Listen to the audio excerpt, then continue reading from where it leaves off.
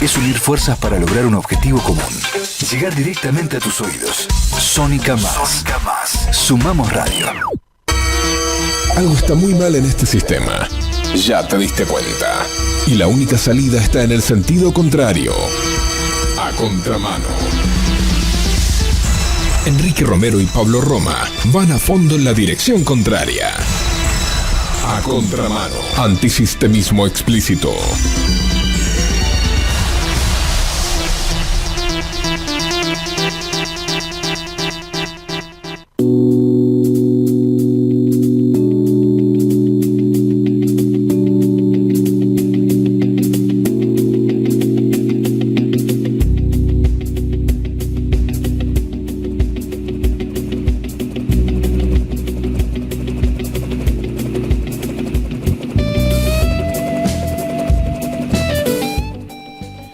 Buenas tardes, aquí estamos nuevamente en el estudio de Sónica Más, comenzando a contramano este programa antisistema, haciendo antisistemismo explícito. Por ahora estoy solo, los estoy esperando a mi colega Pablo Roma, que tiene que estar por llegar, y a Mario Cafiero, que es nuestro invitado del día de hoy. Pero la verdad se complicó de golpe la calle, está muy difícil, hay un paro sorpresa de subterráneos. Yo estoy acá en los estudios de la radio desde las 9 de la mañana, o sea que no sé en este momento cómo está la calle, pero parecería que es un caos moverse en la ciudad de Buenos Aires debido a este paro sorpresivo, producto de esta represión que decidió llevar adelante el gobierno contra los trabajadores del subte que estaban haciendo un justo reclamo. Y evidentemente la política del gobierno del globo amarillo hoy por hoy se plantea por palo y gas a todo aquel que pretenda traer algún reclamo. Pero bueno, esto de palo y gas a todo aquel que pretenda traer algún reclamo es uno de los consejos que da el Fondo Monetario Internacional. Por más que quieran convencernos que no, que este Fondo Monetario no es lo mismo, que ahora es otra cosa, que es diferente, que no es como era antes.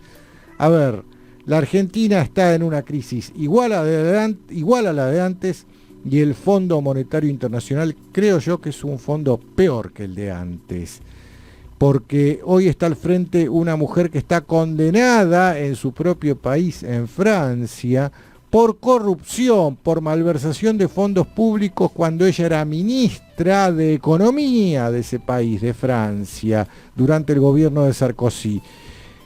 Y esta mujer hoy está al frente del Fondo Monetario Internacional. Cuando fue nuestra crisis anterior, qué fácil que me está resultando ahora encontrar material, porque lo único que tengo que hacer es recurrir a todo el material que yo ya había elaborado para allá en la crisis del 2001. Encontré revolviendo así una nota que salió publicada en The Guardian de Greg Palast. Greg Palast era el periodista estrella en aquel entonces, era analista de temas económicos. Y esta nota hablaba de los 4 pasos del Fondo Monetario Internacional para llevar a un país al infierno. Y bueno, uno de los pasos que decía que cuando comiencen las protestas sociales, que sí o sí van a terminar desatándose producto de los pasos 1 y 2, que es elevar las tasas de interés, aumentar los impuestos a las ganancias, y todo esto se iba a trasladar a los precios desde ya, y ahí van a comenzar las protestas sociales, recortar los salarios, flexibilizaciones laborales, todo lo que estamos viendo ahora. Pero bueno, cuando comenzaran las protestas, ir con palo y gas a reprimirlas, y no ser mano blanda en esto de andar reprimiendo. Evidentemente el gobierno está muy preparado para la mano dura, para reprimir a toda aquella manifestación que pueda ir surgiendo. Una de las cosas terribles, noticia de hoy también, es que el gobierno decidió vallar la Plaza de Mayo, de forma perimetral, pero ya con valla permanente. Porque cuando uno pasa por Plaza de Mayo desde hace años, ya esto quedó desde la época del 2001, desde la última crisis, hay vallas que se ponen y se sacan, pero cada vez se ponen más seguido y como que últimamente se pusieron y no se sacaron y forman parte del paisaje ya, pero de todas maneras son vallas removibles. Parece que el gobierno actual decidió ya definitivamente vallar a toda la Plaza de Mayo con vallas no removibles. O sea, el gobierno del lado adentro de la valla y el pueblo del lado afuera. Y si el pueblo intenta saltar la valla, palo y gas, represión. ¿Será eso lo que el entrenamiento al que estarán sometiendo a nuestras fuerzas de seguridad, gracias a todos los acuerdos suscriptos con el Estado de Israel a través del Ministerio de Seguridad? Pregunto, no sé, desconozco los términos, la opinión pública en general desconoce los términos de esos acuerdos en materia de seguridad firmados, suscriptos con el Estado de Israel, pero el Estado de Israel tiene experiencia en esto de reprimir manifestantes, tiene mucha experiencia. Y bueno, acá están aprendiendo a reprimir a los manifestantes. Yo pregunto, ¿quién es el que les está enseñando a reprimir a los manifestantes? Pero bueno, nada, son todas preguntas que surgen, hay que estar atentos con todas estas cuestiones. Y bueno, nada, yo pregunto, ¿cómo va a terminar este gobierno?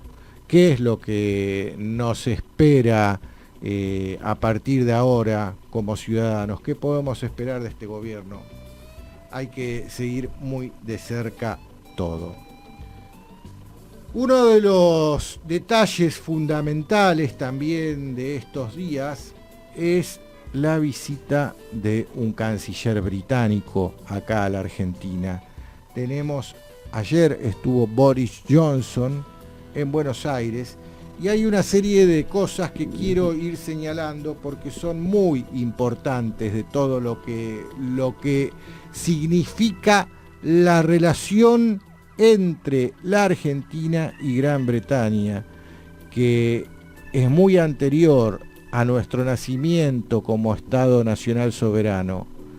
La relación desgraciada entre la Argentina y Gran Bretaña surge cuando todavía éramos España, éramos una gran nación que iba desde Tierra del Fuego hasta el centro de Norteamérica continental, estados que hoy son Colorado, Nevada, Nebraska, California, Texas, todos esos era parte de esta España americana, de la América española. Éramos un gran país, pero el almirantazgo británico allá en 1711 emitió un paper, una propuesta titulada Propuesta para humillar a España.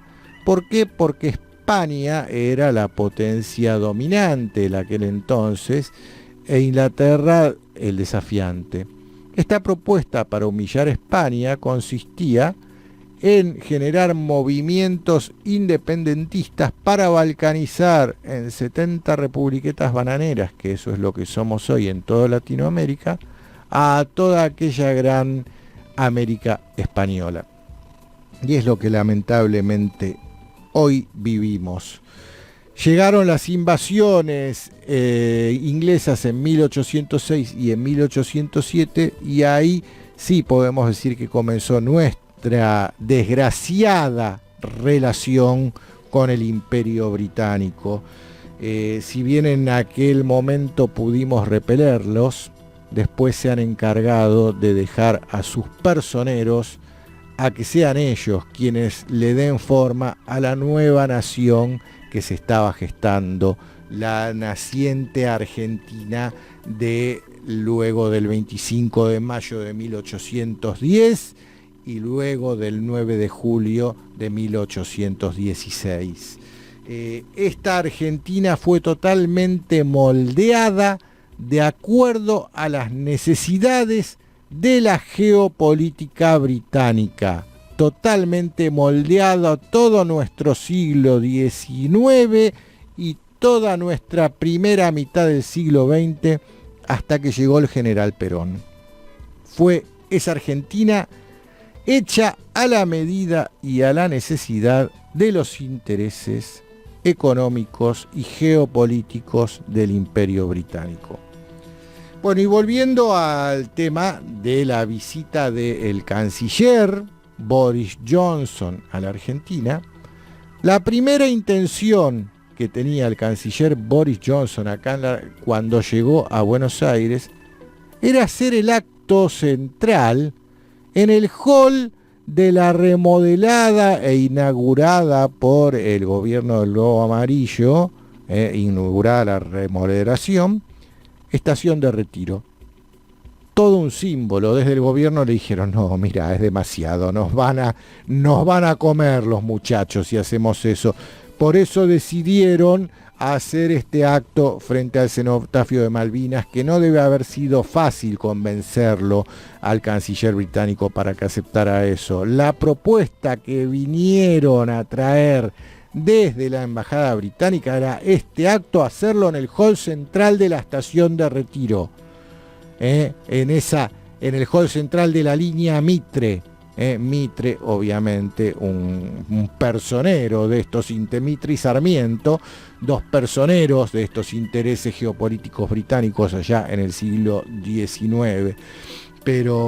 Y en el medio siempre frente a la estación del tren Mitre, o sea, frente al cenotafio, lo que tenemos en el medio es la Torre de los Ingleses, obviamente, ese monumento, esa copia del Big Ben trucho que generosamente nos regaló el pueblo británico a los argentinos, y es un hito, eso.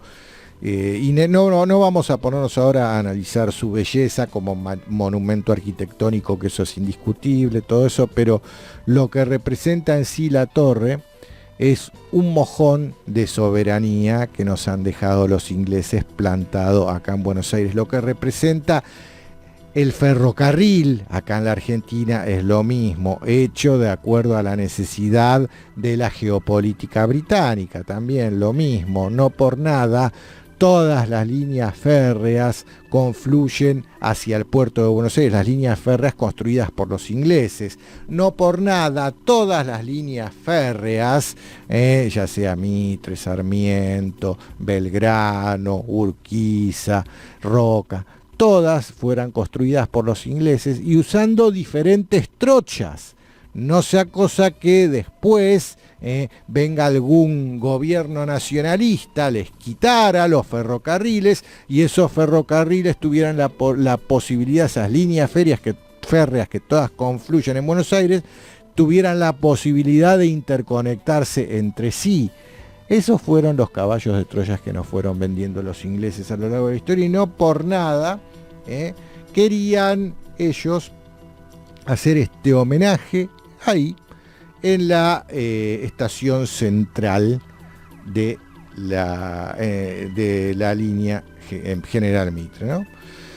Pero lo que más me llamó la atención con respecto a la visita de Boris Johnson fue un video publicado en la página de Facebook del British Foreign and Commonwealth Office, o sea, la Cancillería Británica. Su página oficial de Facebook publicó un video referido a la joya rebelde de la corona británica, porque ellos nos deben considerar así. Ellos creen que somos una joya más en su corona, pero una joya que da para el lado de atrás, para la nuca, ¿no? Y que somos rebeldes, entonces hay que mantenernos cortitos de rienda. ¿Qué dice ese video? Son imágenes de la Argentina, pero van sobreimprimiendo texto. El texto va diciendo: Argentina tiene una población de 44 millones de habitantes y es el octavo país en superficie a nivel mundial. En la provincia de Chubut, en la región patagónica, hay una población de 5.000 galeses. No sé, ese dato es irrelevante para mí, pero para los ingleses parece que es importante. Ya están mirando hacia la Patagonia. Más de 300.000 argentinos pueden demostrar ancestros británicos de acuerdo a las migraciones de los siglos XIX y XX. Está bien, detalle anecdótico. Estas migraciones juegan un rol significativo en la introducción del fútbol en Buenos Aires.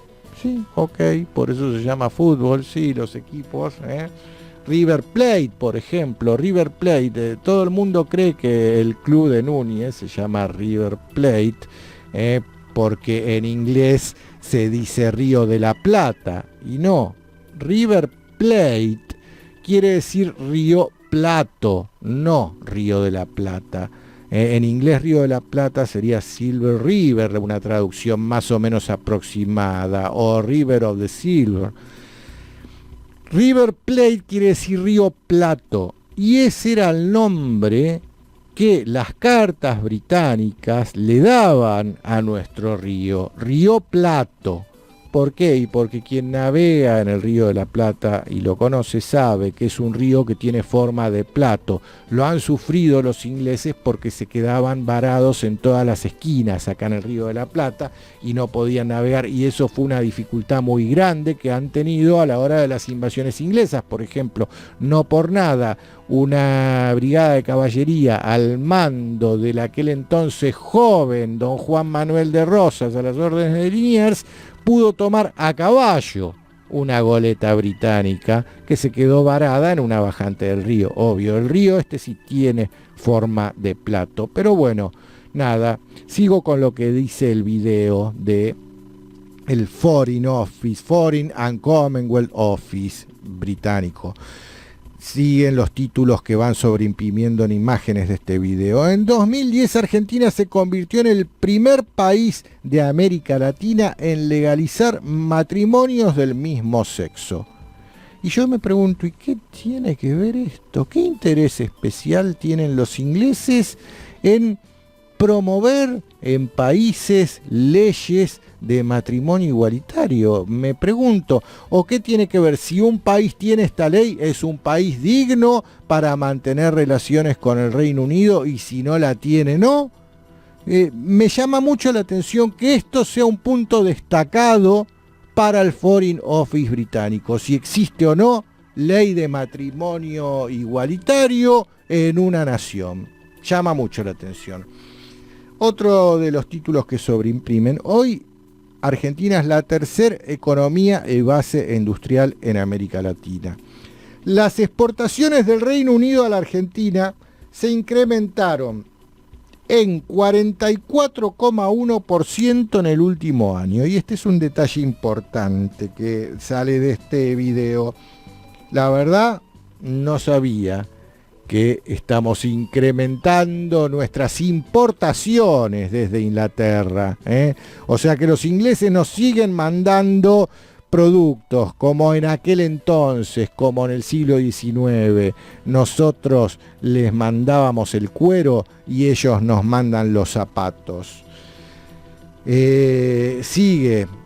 Compartimos fuertes lazos en ciencia y tecnología, incluida una significativa colaboración en agrotecnología, materiales avanzados y tecnologías en las comunicaciones. Yo no entiendo qué nos están queriendo decir con esto.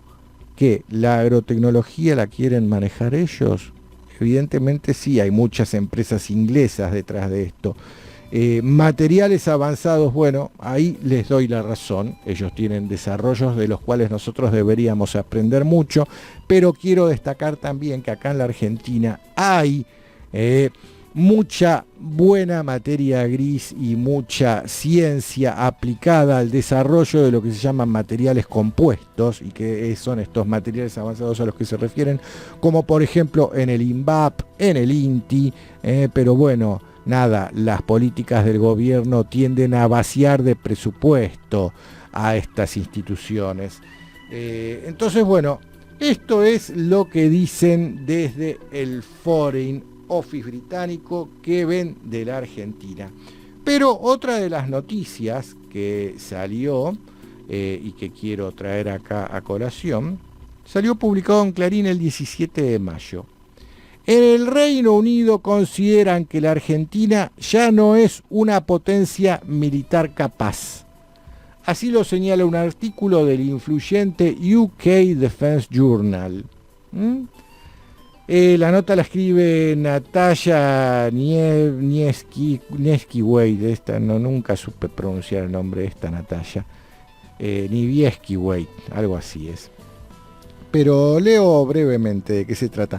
Entre la política y los grupos de influencia y reflexión suele haber una relación de mutua interacción. Si bajo las tensiones entre el kirchnerismo y Londres hubo quienes en el Reino Unido escribían que la Argentina era peligrosa por sus intenciones en aquel momento de comprar armamento militar a Rusia y a China, hoy la situación es la contraria. Así se remarca en un reciente artículo del influyente UK Defense Journal que señala que la Argentina ha dejado de ser una potencia militar capaz.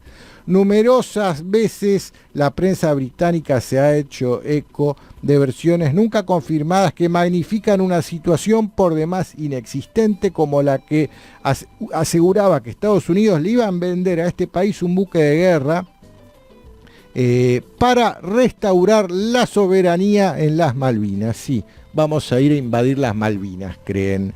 Sin embargo, muy lejos de esas versiones se encuentran esta que se limita a enumerar las calamidades que sufren las Fuerzas Armadas argentinas.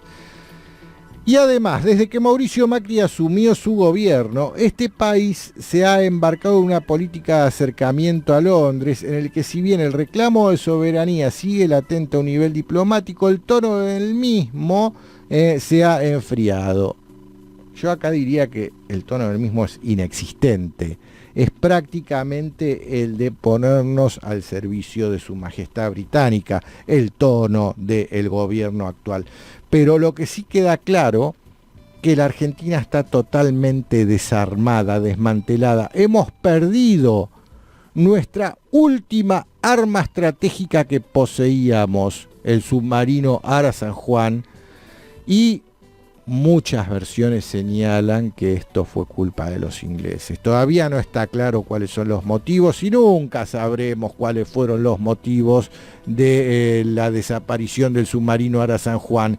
Pero una parte importante de las versiones que circulan señalan a la mano negra de los ingleses en el Atlántico Sur.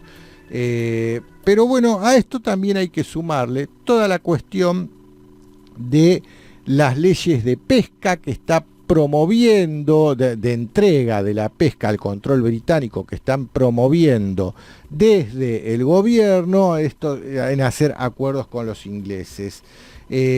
Otra de las noticias que a mí me está llamando la atención ahora, esto salió publicado en el Diario de la Nación ayer. Misión a Gran Bretaña para atraer inversiones.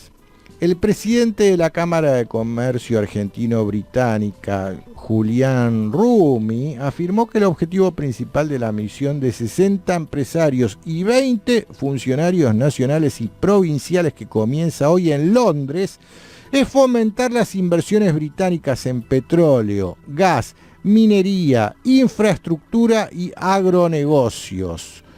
Por su parte, el director ejecutivo de la Cámara, Martín Franguío, indicó que vamos a presentar proyectos argentinos para atraer inversiones y para tratar de lograr ganar mercado en el Reino Unido.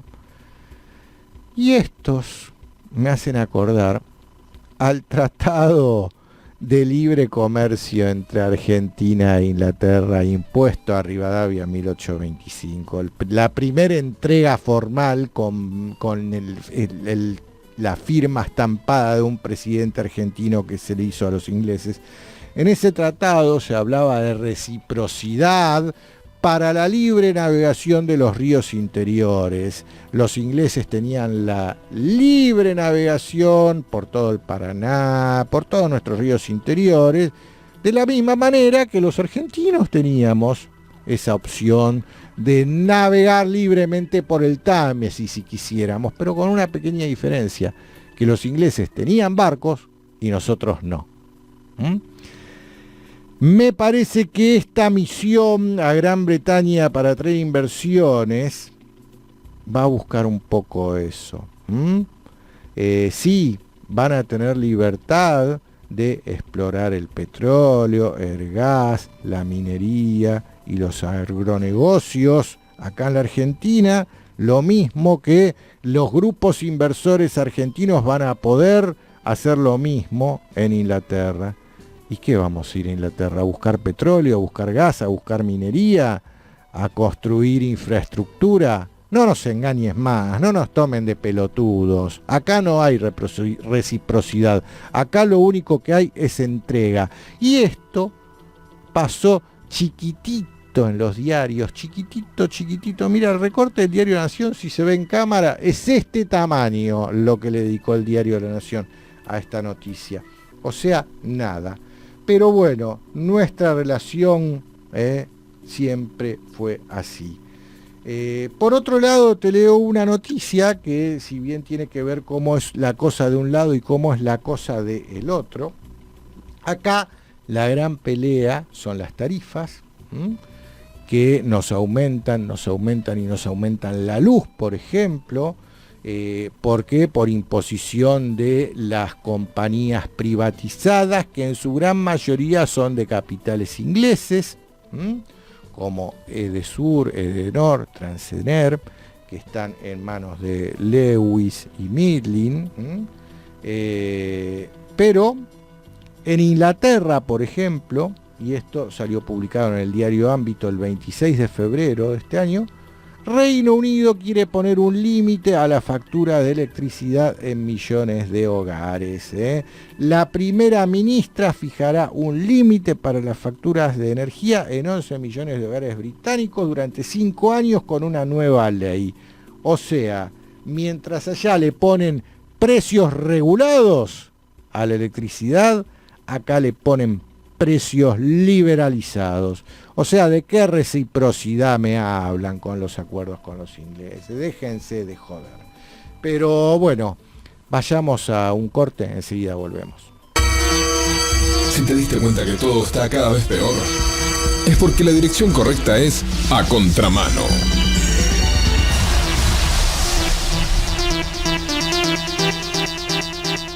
Sumar es unir fuerzas para lograr un objetivo común. Llegar directamente a tus oídos. Sónica Más. Sumamos radio.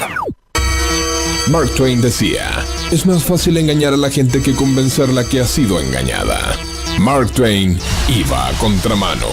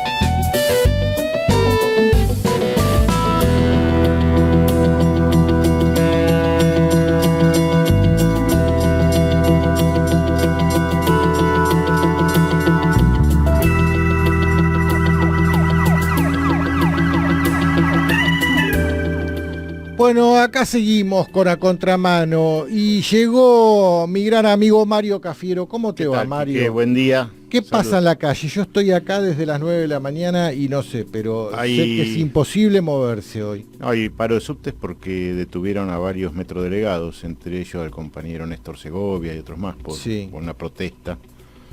Entró la policía, bueno, una de las tantas represiones a las que nos tiene acostumbrado este gobierno. Vos sabés que recién hablaba de todo esto, y allá por el 2001 planteaban desde un artículo de Greg Palast en una entrevista a Joseph Stiglitz los 4 puntos del FMI para llevar un país al infierno, y uno de ellos era ir aumentando la represión en la medida que crezcan las protestas sociales. ¿Cómo ves este tema? ¿Qué pensás? ¿Cómo va a seguir esto en la medida de que siga esta mala racha en la economía, sigamos en picada hacia abajo, va a ir aumentando la presión social? ¿Y qué va a pasar con la represión? El tema es que estamos en una crisis que se está desenvolviendo, una crisis económica, y aquí lo que hay es una disputa, una crisis, a ver a quién se descarga esa crisis, ¿no es cierto? Y nosotros tenemos el pueblo argentino, que es un pueblo que sabe de esto, y no quiere que se descargue sobre la crisis. Por eso fíjate la enorme resistencia que hubo, por ejemplo, en el tema de las tarifas, o en la reforma previsional. Acordate que de alguna manera la piedra de toque de, digamos, esta cuestión apareció a fin del año pasado, cuando la gente se dio cuenta que tocaban las jubilaciones. Y de allí en adelante creo que, bueno, no solo empezó una caída en la imagen del gobierno de Macri y de sus figuras, sino una sensación de inconformidad de la gente, no solo del que no lo había votado Macri, sino aquel que lo había votado en la expectativa de que Macri iba a hacer, bueno, muchas cosas que no hizo, ¿no? Pobreza cero, que no haya ajuste, no tocar las jubilaciones, el impuesto a las ganancias. ¿Te acordás que dijo que los trabajadores iban a pagar más impuestos a las ganancias? Bueno, entonces aquí el gobierno quiere mostrar mano dura, represión frente a las protestas, y demostrarse que va a conducir esta crisis hacia los cánones ortodoxos, que son ajuste de jubilaciones, ajuste de sueldos, aumento de precios en las tarifas, inflación descontrolada, porque fíjate que si hay algo que este gobierno ha fracasado es en el control de la inflación. Y ellos ¿qué quieren? Que los aumentos salariales sean menores al aumento inflacionario, para así descargar el ajuste sobre los trabajadores. Bueno, de eso se trata, es una receta ortodoxa, y creo que la Argentina socialmente no está dispuesta a aceptarlo, porque ¿sabes qué pasa? Ya venimos de varios años de estancamiento económico. Hoy el Producto Bruto Per Cápita es el mismo que teníamos en el 2010. Es decir, y un país que hace 8 años que no tiene un crecimiento real de su economía, es un país que ya no tiene reservas en su población para hacer frente a un mayor ajuste. Es decir, esta es la situación en la que estamos. Por eso la resolución de esta crisis es política en términos de ¿el pueblo va a bancarse el ajuste o no se lo va a bancar? Si el pueblo no se lo banca, el gobierno va a tener que cambiar de plan. Pues fíjate, una de las cosas que a mí me está llamando mucho la atención, a raíz de la decisión que tomó el gobierno de reorganizar el gabinete ministerial el viernes pasado, y ponerlo a Duhovne como superministro de todos los demás ministros en lo que tiene que ver con un montón de áreas que ya no podemos decir que son necesariamente económicas, como ser trabajo, por ejemplo, como ser interior. Domingo Felipe Cavallo, que niega ser cercano al gobierno, y el gobierno que niega estar convocándolo a Cavallo para lo que sea, desde hace más de 20 días salió de gira mediática a pregonar que lo que debería hacer el gobierno es poner un ministro de Economía con empoderamiento, y todas las demás deberían ser secretarías, áreas como por ejemplo Secretaría de la Producción, Secretaría de Finanzas, Secretaría de Turismo, como era en la época que estaba él. Y eso es lo que terminó de hacer el viernes pasado. Entonces yo me pregunto, ¿será verdad esto de que Cavallo y el gobierno no tienen nada que ver, o nos están mintiendo? Y por otro lado, hoy a la mañana, en el programa de Pablo Wende, que lo transmite por FM Millennium, una entrevista a Daniel Marx. Sí. Y le preguntaron acerca de un conference calls que hubo entre autoridades del Ministerio de Economía Este fin de semana sucedió eso, y autoridades del Fondo Monetario Internacional, que había rumores de que él había participado, integrado a los que estaban de este lado del mostrador, y él se limitó a contestar: ahora no puedo hacer comentarios sobre eso. O sea que ni negó ni afirmó, pero bueno, no lo negó. Entonces, lo tenemos asesorando al gobierno a Felipe Cavallo y a Daniel Marx.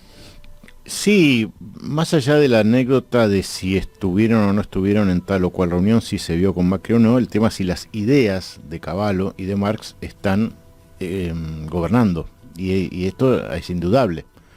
¿Por qué? Porque un señor como Sturzenegger es un discípulo fiel de las ideas de Cavallo, que son las ideas monetaristas. Cavallo no inventó nada, solamente es el operador de los intereses financieros que, para defender sus intereses, enarbolan teorías que no tienen ningún grado de comprobación científica.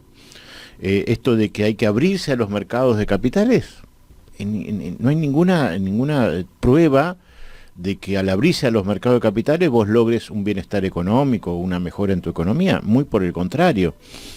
Y en definitiva lo que estamos viendo es un gobierno que se abrió a los capitales extranjeros. Pues fíjate que Macri lo primero que hizo fue pagarle a los fondos buitres. ¿Para qué? Para tener acceso a este mundo financiero concentrado, volátil, que va dando vueltas por todo el mundo, a ver si le conviene estar en la India, en Argentina o en Bangladesh. Y ellos tienen poco, digamos, es un mercado... El llamado mercado es un mercado, digamos, lejano, que no tiene persona, que no tiene ningún tipo de racionalidad, porque en definitiva son programas de computadora, sí, que determinan dónde les conviene ir y en cómo salirse de un lado y obtener más beneficio en otro. Sí. Y si el riesgo argentino sube, ellos se salen tan rápidamente como vinieron, sin tener ningún tipo de consideración sobre los efectos depredatorios que esa entrada y salida produce. Yo digo...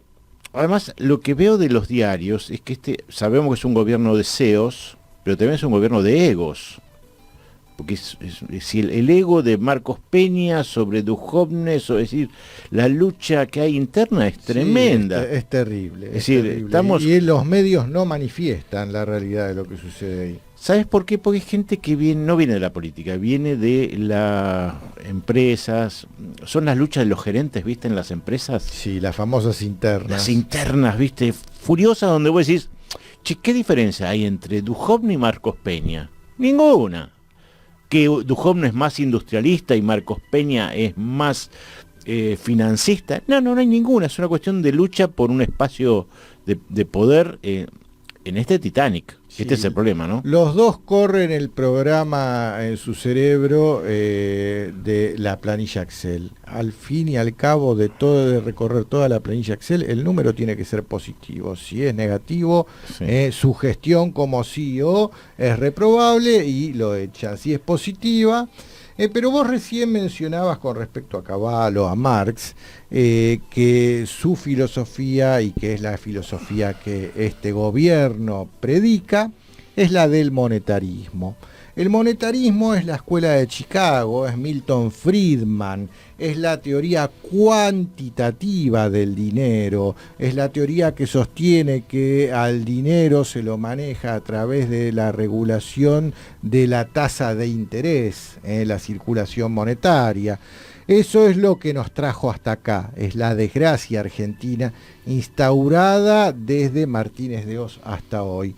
Pero por el otro lado, en contraposición, tenemos la teoría cualitativa del dinero, la emisión de dinero a través de la caridad. Esta teoría cualitativa del dinero fue la teoría que esbozó Walter Beberaggi Allende, que en aquel momento, a fines de los 60, principios de los 70, era decano de la Universidad de Buenos Aires, de la Facultad de Ciencias Económicas, pero este señor fue demonizado por otra cosa que no tiene nada que ver con sus ideas económicas, sino por sus denuncias que hizo con respecto a las pretensiones del sionismo sobre la Argentina.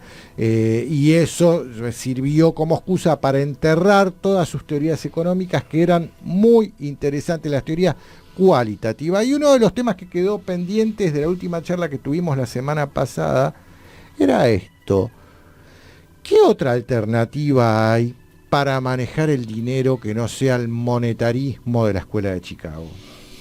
Bueno, yo creo que es el debate de fondo, Quique. La verdad que hablar de estas cosas son tan importantes para entender lo que nos pasa y entender cómo hay un monopolio en la creación de dinero, que es el monopolio que ejercen los bancos privados. La gente cree que es el Estado el que maneja la cantidad de liquidez de una economía. No, el que maneja la cantidad de liquidez, o sea, de emisión monetaria, son los bancos a través de los préstamos privados. Eso es lo que determina la liquidez de una economía. Que quede claro, el dinero en nuestro sistema nace como una deuda. La emisión monetaria per se tiene un origen en una deuda que se emite. Sí, por lo general la gente cuando le hablas de esto te mira con los ojos absorto diciendo ¿qué me estás contando? Y es así, el dinero se crea de la nada. De la nada. Es un acuerdo político y social el que permite la creación de dinero a través de un sistema bancario. Dicen que en la historia de la humanidad hay 3 grandes inventos: el fuego, la rueda y el sistema bancario. ¿Por qué? Porque el sistema bancario permite crear dinero de la nada. ¿Y qué quiere decir crear dinero de la nada?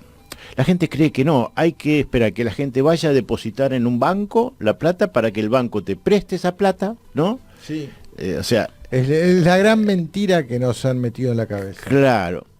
Por cierto que la gente deposita plata en los bancos, pero yo hice la cuenta de lo que le habían pagado los intereses a los ahorristas en los argentinos los últimos 40 años, y era una 10ª parte de lo que habían cobrado de intereses de la deuda por los préstamos, ¿me entendés? Uh-huh. Ese es el gran negocio de los bancos. El gran, digamos, alrededor del dinero hay toda una digamos, profunda literatura y ciencia económica, ¿no? Primero el que tenemos que rescatar es a Keynes, a John Maynard Keynes, porque a Keynes nos lo seccionaron, nos lo ocultaron una parte, y la gente se conoce el Keynes que promueve el gasto fiscal para salir a los países de la recesión, ¿no? Sí. El keynesianismo es gasto, el gobierno gasta más y entonces reactiva la economía.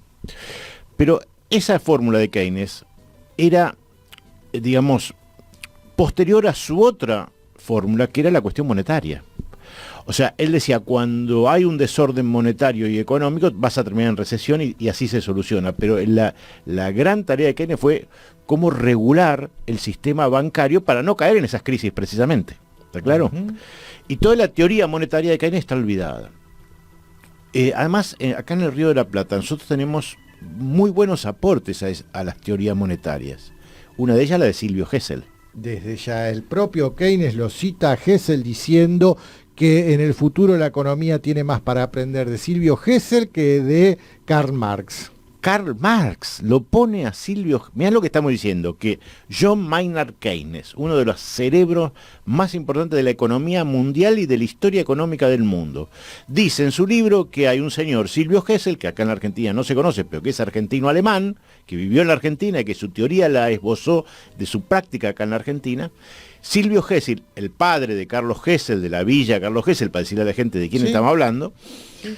Silvio Gesell era el de Casa Gesell, la casa de bebés que estaba en Callao y Tucumán. Exacto. Silvio Gesell lo que plantea es que el dinero tiene que servir para satisfacer la circulación monetaria para que podamos intercambiar bienes entre todos los productores y consumidores. Y que usar ese dinero para la especulación financiera, para, digamos, lo que hace es perjudicar la economía. Entonces, ahí Silvio Gesell plantea que el dinero en realidad debería haber un sistema que garantice que ese dinero que necesitamos para que circule, tiene que garantizarlo el sistema bancario y el Estado. Esta es la idea de Gesell, que toma las ideas, ¿no? Todo esto arranca con John Law, un escocés que allá en el 1700 le plantea al rey de Francia esto, le dice, mire, el dinero hay que hacerlo a través de crédito público, y eso da un gran impulso a Francia. Aquí es Mariano Fragueiro, ministro de Urquiza, en 1853, no solo se dictó la constitución política sino se dictó una constitución económica que está vigente, que plantea que la circulación monetaria tiene que ser a partir del crédito público. Fíjate desde dónde viene todo esto y desde dónde nos han ocultado todo esto para hacernos creer que el dinero, el único que lo puede producir son los bancos, y por lo tanto la tasa de interés es la tasa que estos señores fijen. Con lo cual dañan la economía de todo el mundo, concentrando intereses y recursos. Por eso la historia económica desde los 70 para acá, de 1970, que está desregulado el mercado financiero en el mundo, es un mundo que crece en desigualdad. Es un mundo que crece en concentración económica a partir de los mecanismos financieros. Vos fíjate, ya tiramos 3 nombres. Mariano Fragueiro, Silvio Gesell, Walter Beberay Allende. ¿Se los estudia a estos señores en la Facultad de Ciencias Económicas? No. Yo recuerdo haber tenido en mis manos un libro escrito por Juan Vital Zurruil, que es casualmente la historia de Mariano Fragueiro y sus teorías. ¿Él aplicó cuando era ministro eso? No, lamentablemente no. Bueno, la hiperinflación de Alfonsín y de que Zurruil intentó corregir con su plan austral fue producto de que Martínez de Oz había creado una cuenta de regulación monetaria, que es más o menos como las LEVAC actual, que generó una masa increíble de fondos que tenía, de deuda que tenía que pagar el gobierno. Y a Alfonsín se le ocurrió pagar esa deuda con emisión. Es decir, imprimía plata para pagar esa deuda, con lo cual generó una hiperinflación galopante. Es decir, lo que tenemos que ver es que la cuestión monetaria, la cuestión bancaria, está en el centro del problema argentino y del mundo. Y que no es extraño que los intereses que gobiernan, ha salido una encíclica, un documento muy importante del Vaticano, pero sí, que se llama Economía y Finanzas, o Economía y Dinero. Allí retoma el pensamiento de Francisco, que dice: el dinero es para servir y no para gobernar. El dinero debe servir y no gobernar. Y eso me hace recordar la Constitución del año 1949, que planteaba que el capital tiene que estar al servicio de la economía y no la economía al servicio del capital. Fíjate que estamos hablando de cuestiones muy importantes que hacen a la vida y la salud. Sí, el documento es extraordinario, yo lo leí íntegramente. Me hice un reportaje el otro día sobre este documento, donde por ejemplo plantea el tema de las finanzas offshore. Sí. El tema de los Panama Papers, que se conoció como muchos argentinos, entre ellos nuestro presidente Mauricio Macri, tiene empresas offshore. Y allí el Vaticano condena duramente las empresas offshore por 2 razones. Dice, son éticamente reprobables y funcionalmente causan un daño al sistema de la producción real de bienes en los países. Porque es lógico, si el empresario la plata que gana se la lleva afuera, a una offshore, a un paraíso fiscal, evadiendo plata, eso lo que hace es destruir la posibilidad de crear trabajo en cada uno de nuestros países.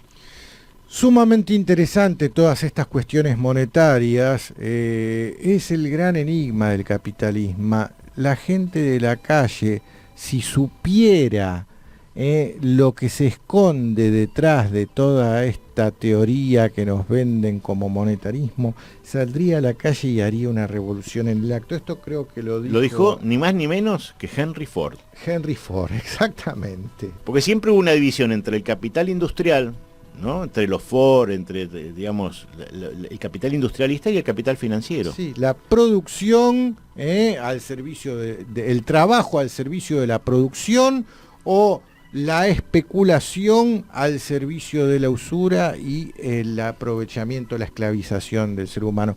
Mario, bueno, se nos fue volando el programa. Me encantan estos temas y vas a seguir viniendo acá desde ya, que sí. No hay ningún problema.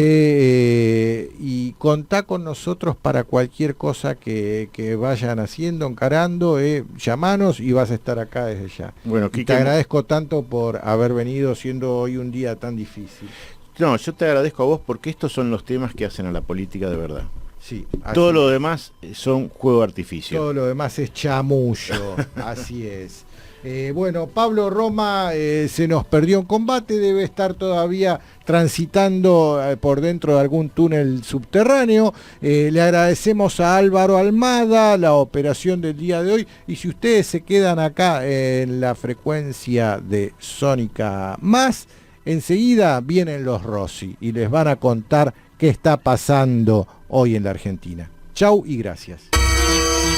Vamos a contramano, no porque nos guste ser antisistema, sino porque el sistema es anti nosotros. Hasta la próxima semana.